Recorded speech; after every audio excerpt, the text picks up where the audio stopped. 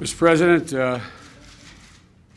as we used to say in the Senate, hope you'll excuse a point of personal privilege here. Arlen Specter has been my friend and my confidant and my partner and his partner in scores and scores of major pieces of legislation and issues for a long time. And beyond that, Mr. President, he's been there for me every time things have been tough for me, and I hope I have been there for him. And it gives me great pleasure, Mr. President, to now officially be in the same caucus with Arlen Specter.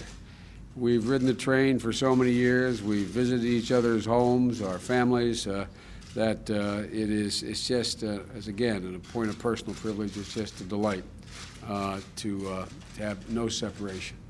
Mr. President, I'm even more pleased that Arlen's independence, integrity, and piercing intellect will now be sitting in the Democratic caucus. I think it will be real added value.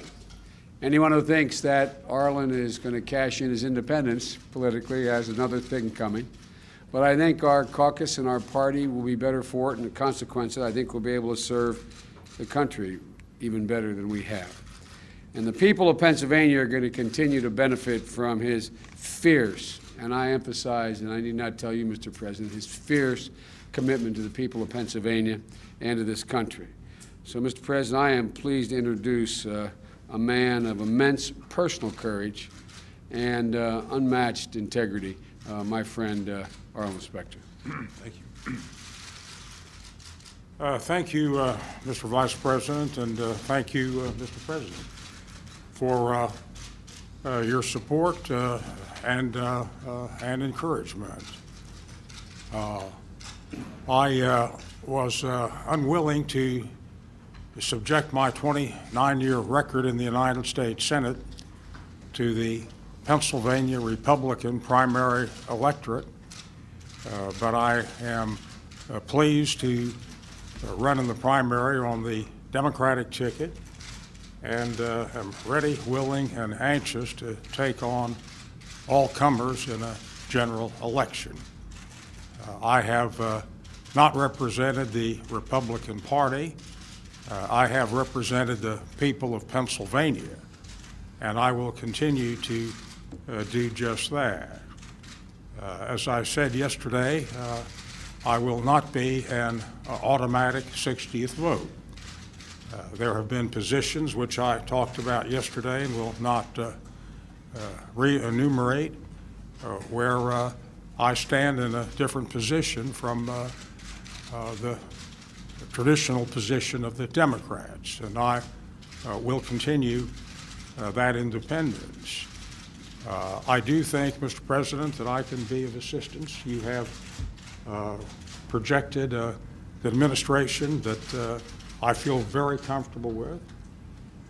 I felt comfortable, frankly, in talking to my Republican colleagues yesterday, which I did, to have them hear from me personally what my thinking was and my reasons for what I was undertaking to do. And that wasn't an easy conversation, but I felt comfortable with it. And I think I can be of assistance to you, Mr. President, in my views on centrist government. There are a lot of big issues which we're tackling now that I've been deeply involved in. Issues which go beyond my own personal interests, and I do want to serve in a sixth term. I make no bones about that. But I've been deeply involved in health care reform and global warming, climate control, and immigration, and will continue to be so. And I am mindful of the deficit and the national debt as we balance a lot of competing interests. One matter that especially concerns me is medical research.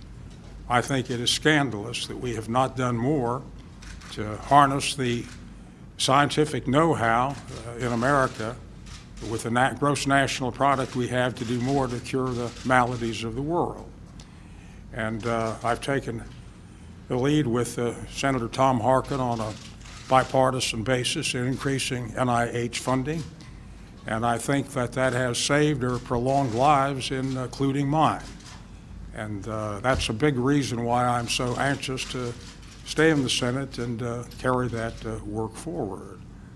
But most of all, I'm appreciative of what Senator Biden has said.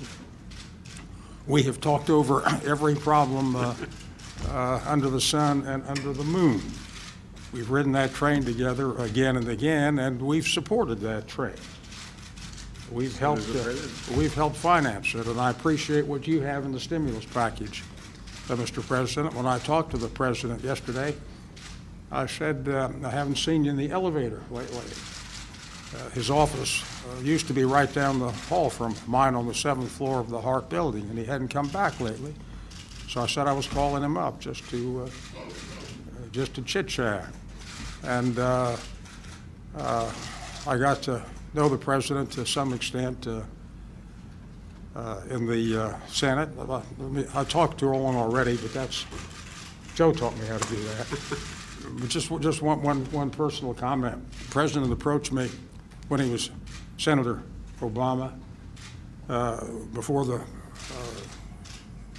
Democratic primary, and he said, "Tell me, Arlen, if a Jewish kid from Kansas can carry Pennsylvania, how can a black kid from Kansas carry Pennsylvania?"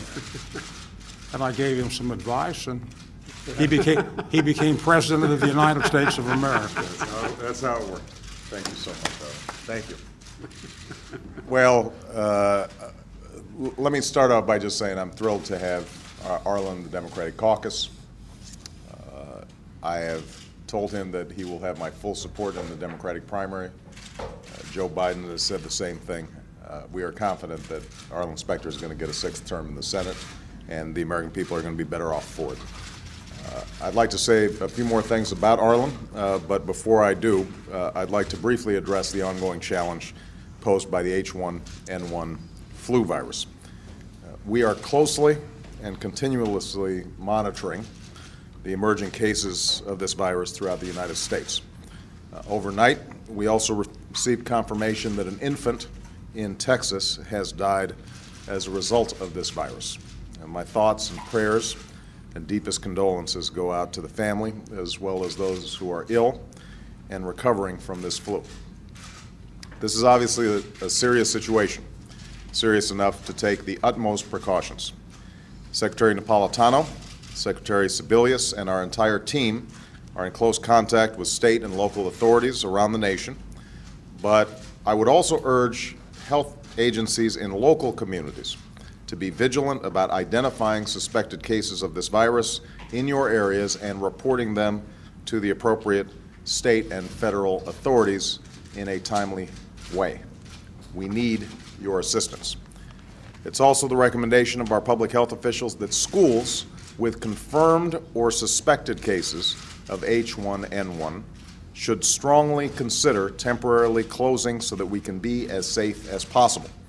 If the situation becomes more serious and we have to take more extensive steps, then parents should also think about contingencies if schools in their areas do temporarily shut down, figuring out and planning what their child care situation would be. If we ended up having a school closure, a child was sick, just sending a child from the school to a daycare center is not a good solution. So we would have to think through, and each parent, I think, would have to think through what options would be available to them in the event that this became more serious. Yesterday, I also requested from Congress an immediate $1.5 billion in emergency funding. This funding will ensure that we have adequate supplies of vaccines and the equipment to handle a potential outbreak. It will ensure that these vaccines and equipment get to where they need to go around the country, and it will provide for sufficient planning and preparation at the state and local levels.